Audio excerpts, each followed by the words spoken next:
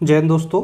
आज हम are S Agarwal book से न्यू चैप्टर पढ़ेंगे, सरलीकरण, जिसको इंग्लिश में सिंप्लीफिकेशन कहते हैं। ठीक है, इसमें एक नियम होता है, उसको देख लीजिए। बाकी सवाल सिंपल हैं, आप नंबर सिस्टम पढ़ चुके हैं, डेसिमल फ्रैक्शन पढ़ चुके हैं, तो आपको बहुत ईजी लगेगा। ठीक है, चलिए सबसे पहले इसमें एक नियम होता है बोर्ड मास। इसको याद रखिएगा, सारे क्वेश्चन आपसे बन जाएंगे। बोर्ड मास, इसका क्या मतलब होता है बोर्ड मास का? बी से आएगा ब्रैकेट, यानी कि सबसे पहले आप करेंगे इसमें ब्रैकेट को सॉल्व। और ब्रैकेट में भी आप देखेंगे पहले सबसे छोटा ब्रैकेट सॉल्व होता है, फिर मंझला और फिर बड़ा। ठीक है, इस सीक्वेंस में सॉल्व। एक ब्रैकेट और आता है जिसको बार कहते हैं। तो यदि बार लगा है तो बहुत सी बार देखिए क्वेश्चन देख के समझ में आ जाता है बार यानी कि वहाँ पर इसका मतलब ब्रैकेट ही है। ठीक है, तो सबसे पहले जो बार वाला ब्रैकेट, फिर छोटा, फिर मंझला और फिर बड़ा ब्रैकेट। फिर ओ से ऑफ यानी जो का होता है, क्वेश्चन में का करके लिखा होता है, उसको सॉल्व करते हैं। यदि ब्रैकेट पहले है तो ब्रैकेट करेंगे, इसके बाद का क्वेश्चन में कहीं है तो का को सॉल्व। का मतलब होता है का को इनटू में चेंज कर देते हैं। ठीक है, इसके बाद डिवीज़न को सॉल्व करते हैं। डिवीज़न यानी कि भाग को सॉल्व करेंगे। इसके बाद हम मल्टीप्लाई को सॉल्व करते हैं। इसके बाद हम देखें तो एडिशन को सॉल्व करते हैं। किसको? एडिशन यानी कि प्लस। और सबसे लास्ट में सब्सट्रैक्शन यानी कि माइनस को सॉल्व करेंगे।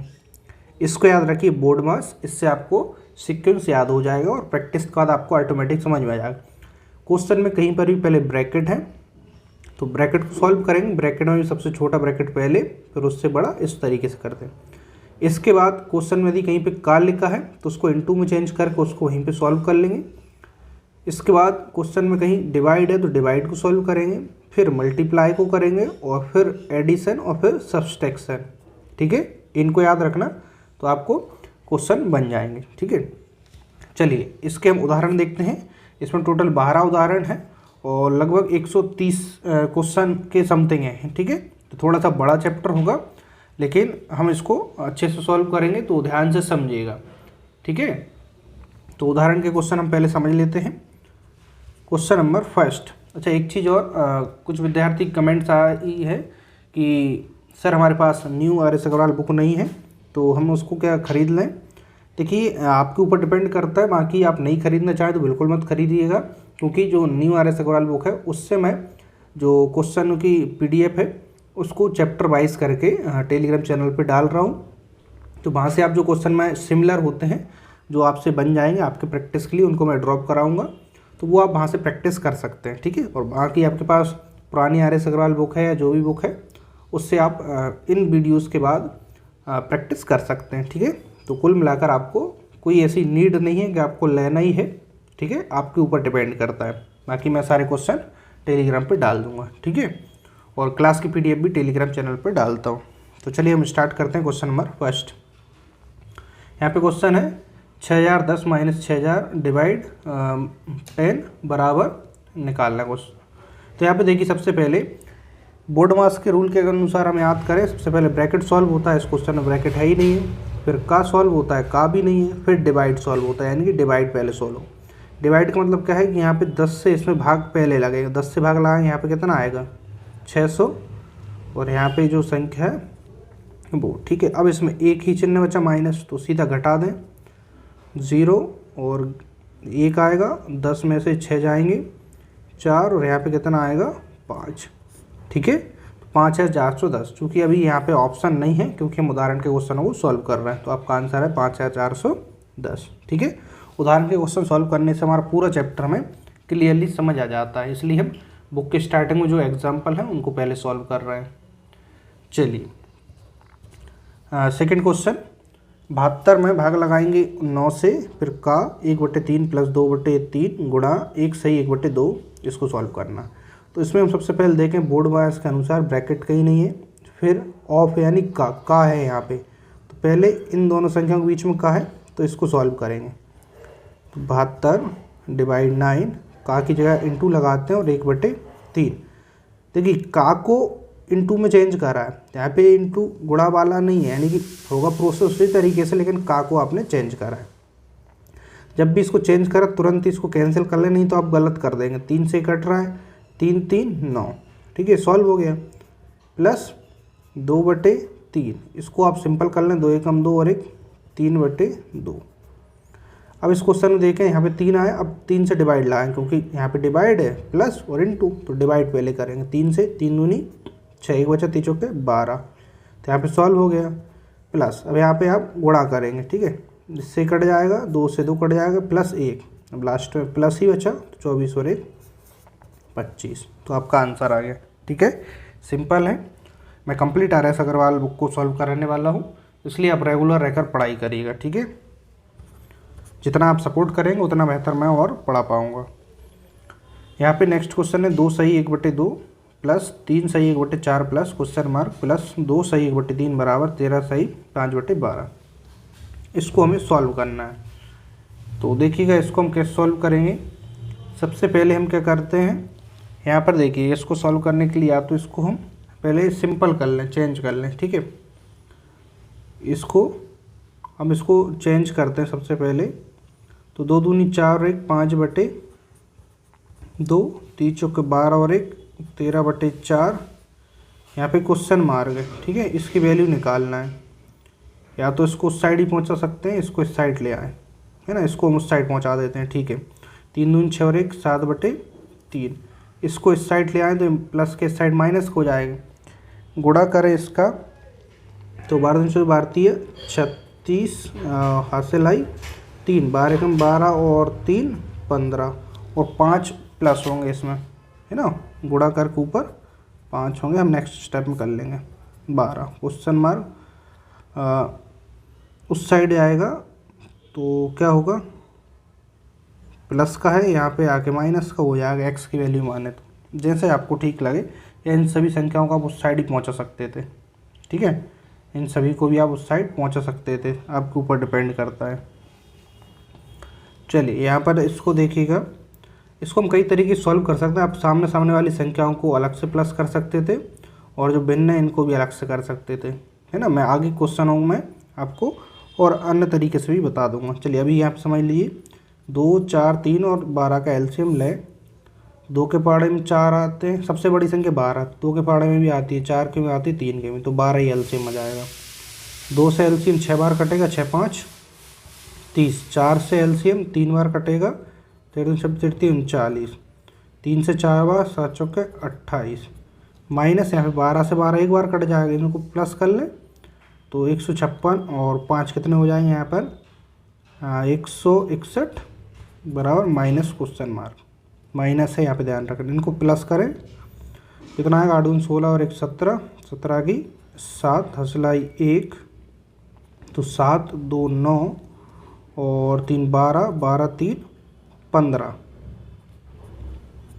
ठीक है, माइनस 161/12 बराबर माइनस क्वेश्चन मार्क।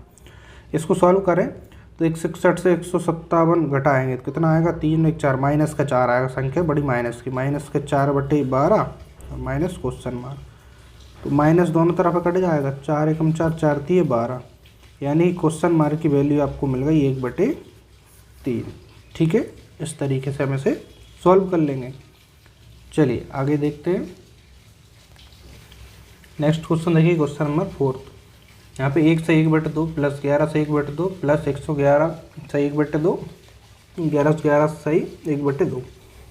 तो देखिए इसको सॉल्व करें तो उसको सरल तरीके से करने के लिए आप जो सामने संख्या है इनको अलग प्लस कर लीजिए। 1 11 111 और 1111, सभी जगह प्लस है तो बीच में प्लस लगाइए और दूसरे ब्रैकेट में जो भिन्न बच गई है उनको प्लस करिए। ठीक है,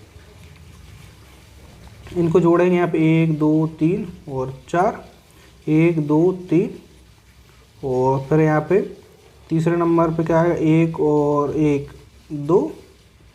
ठीक है, चौथे नंबर पे 1 ही।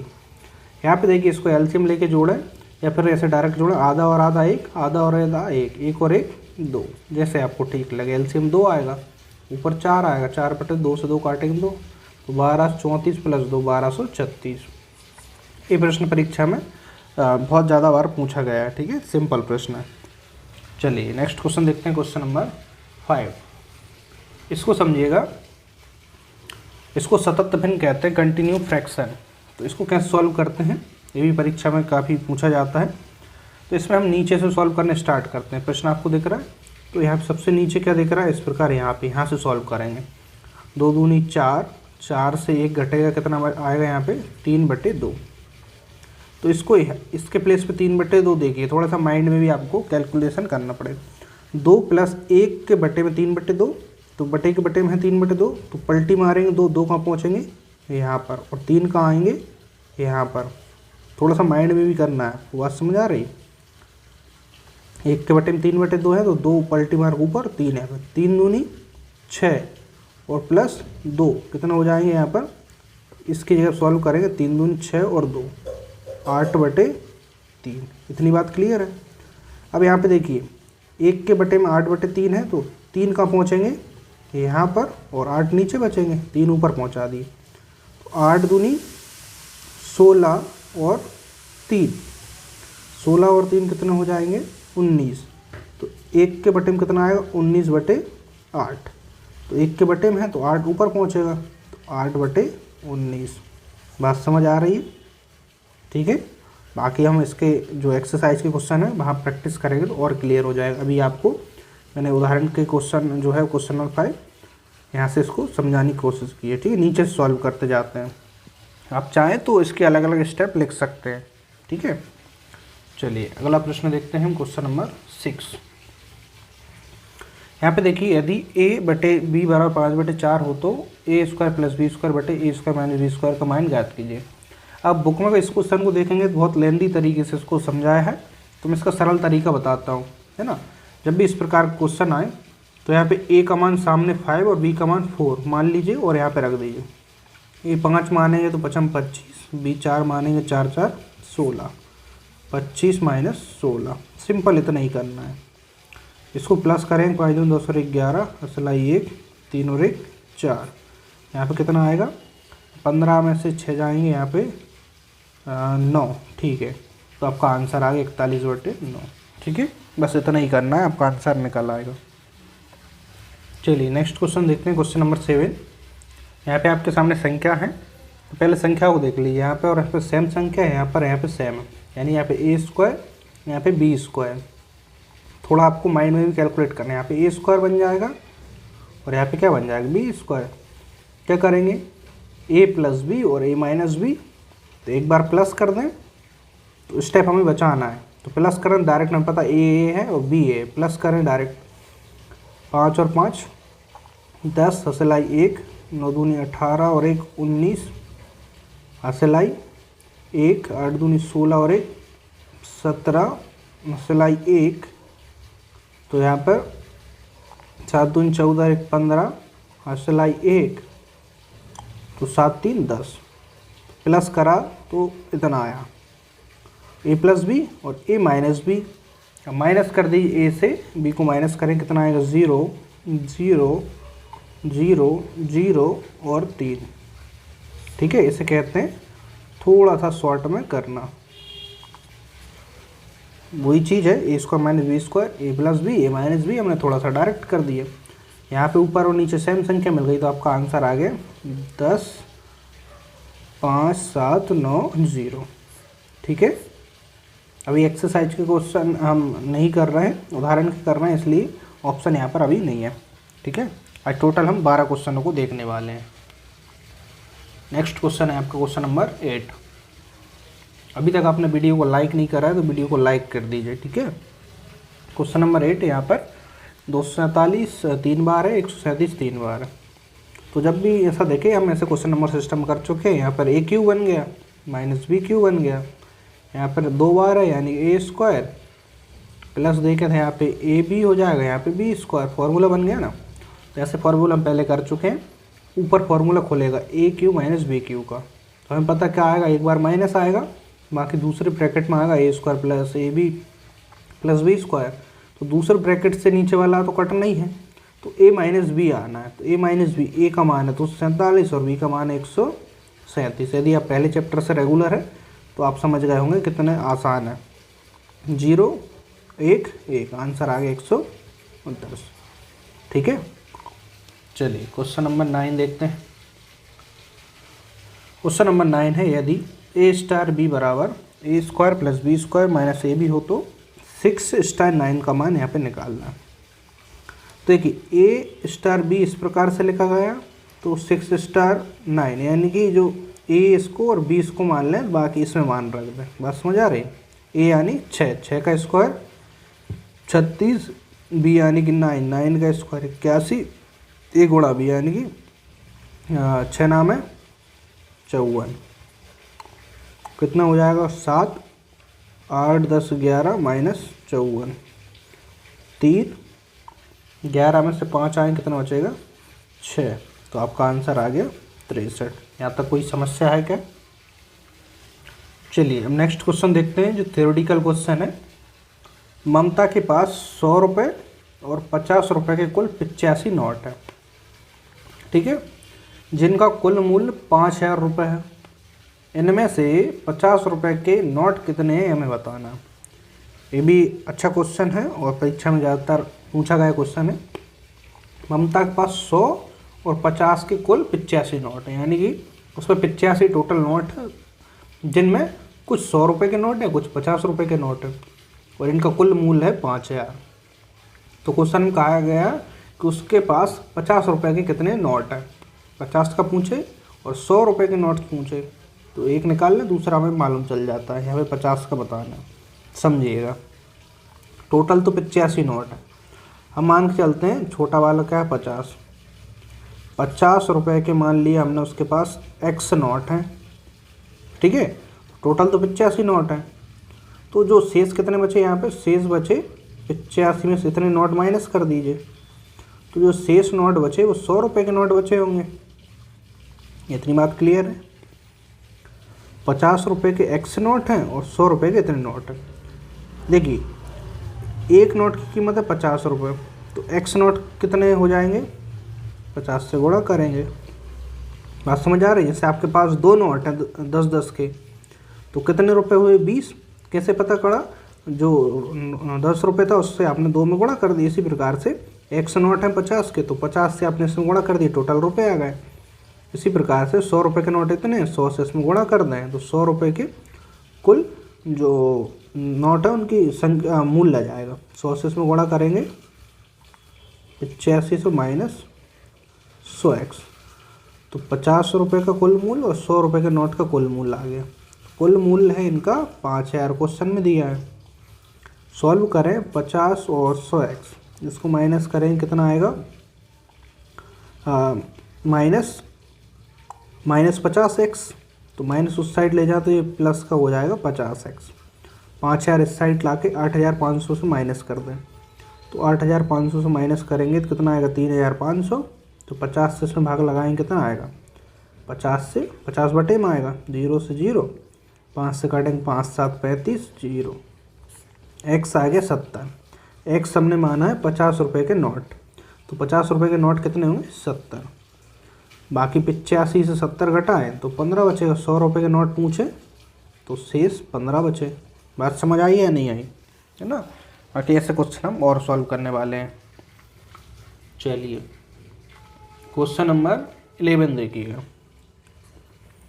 14 पेन और 17 पेंसिलों का कुल मूल्य है 146 रुपये, जबकि 17 पेन और 14 पेंसिलों का कुल मूल्य 164 रुपये। तो यहाँ पे पूछा 3 पेनों का मूल्य कितना होगा। पेनों का पूछे, पेंसिल का पूछे, तो कैसे सॉल्व करें। पेन मान लीजिए आप x है और पेंसिल मान लीजिए y है, तो यहाँ पे 14 पेन और 17 पेंसिलों का मूल्य इतना है, ठीक है। तो अब मान के चलते हैं एक पेन का मूल्य है x रुपये, तो 14 पेन का मूल्य होगा 14x, मूल्य मान रहा है। पेंसिल का मूल्य मान लिया आपने 12 रुपये, तो 17 पेंसिल का मूल्य होगा 17y। तो दोनों को टोटल करें तो इन दोनों का मूल्य टोटल 146। इसी प्रकार पेन का मूल्य x माना है, तो 17 पेन का मूल्य 17x, और इसका y माना है तो 14y, बराबर कितने हो जाएंगे, इन दोनों का मूल्य लिखा है 164। यहाँ पे इसको इक्वेशन ले लें, इसको सेकंड। अब वैसे हम विलोपन विधि से करते हैं, 17 का पहाड़ा इस पूरे में पढ़ेंगे और 14 आगे इस पूरे में पढ़ेंगे, ताकि x या y की वैल्यू एक जैसी बन जाए। लेकिन इसमें दिक्कत क्या है, इसमें संख्या थोड़ी बड़ी है, हमें गुणा करने में समय लग जाएगा। तो आप क्या करें, इनको थोड़ा सिंपल बनाने के लिए एक बार इक्वेशन 1 और 2 को जोड़ दें और दूसरी बार 1 और 2 को घटा दें, जिससे संख्या थोड़ी छोटी हो जाएंगी। जैसे इन दोनों को जोड़ दें तो जोड़ें 14 और 17 जोड़ें कितना आएगा 7 3 10 और 11 हासिल आई 1 31x प्लस इन दोनों को जोड़ेंगे तो 7 3 10 सेम ही है 17 14 तो 31 ही आएगा 31 बाय इनको जोड़ें तो 6 4 10 हासिल आई 1 6 4 10 और 11 हासिल आई 1 2 और 1 3। तो यहाँ पे 31 कॉमन है तीनों जगह, या 31 कॉमन लेके इस साइड आएंगे तो कट जाएगा। 31 कॉमन है तीनों जगह भाग लगाएंगे, कितना मिला x + y बराबर 10। इसको आप इक्वेशन नंबर 3 नाम दे दें। ठीक है, प्लस कर दिए। अब एक बार माइनस भी कर लीजिए, 1 और 2 को माइनस, 1 और 2 को माइनस, या बड़ी से आप छोटी को माइनस कर दीजिए ना। पहले वाला आप प्लस लेना चाहते हैं तो 2 से 1 को माइनस कर दीजिए, है ना, वो आपके ऊपर है। 17 में से अब 14 माइनस कर रहा है, कितना आ रहा है x इससे कर रहा है। तो 14 से 17 माइनस करेंगे तो माइनस कितना आएगा 3 बाय 164 से 140 माइनस करेंगे, 14 से 6 जाएंगे कितना बचेंगे यहाँ पर 14 से 6 जाएंगे तो यहाँ पे बचा 8, 5 में से 4 जाएंगे 1 बचा। ठीक है, तो यहाँ पर आपको इक्वेशन मिल गई 4th। 3 और 4 को देखें तो यहाँ पे हमें x के जो गुणांक एक जैसे मिल गए, एक किसी को एक जैसे बनाना है ना। तो इसमें क्या कर दें, एक जैसे मिल गए तो इसको हमें क्या करना है, क्या करने पे घटा दें, घटाने पे कट जाएंगे तो घटाने पे चिन्ह बदल जाते हैं, जो माइनस से प्लस हो जाएगा, ये माइनस x कट गया, 3 और 1 बाय कितना हो जाएगा 4 बाय, और -18 से 10 माइनस होगा 8, तो बाय बराबर 4 दूनी 8, तो बाय बराबर मिला हमें 2। x और निकाल लें ताकि क्वेश्चन में जो भी पूछे हम इजीली बता पाएँ। बाय का मान 2 कहीं किसी भी इक्वेशन में रख दें, यहाँ पे रख दें, 2 रखेंगे उस साइड आएंगे तो कितना आएगा घट के 8 आ जाएगा। 3 पेनों का मूल्य पूछा है, पेन हमने क्या माना है, एक पेन का मूल्य 100 रुपये, x का मूल्य आ गया 8 रुपये, यानी एक पेन का मूल्य आ गया आपके पास 8 रुपये। 3 का पूछा है, 3 से गुणा करना, 8 थी 24 रुपये। बात क्लियर हुई है नहीं हुई?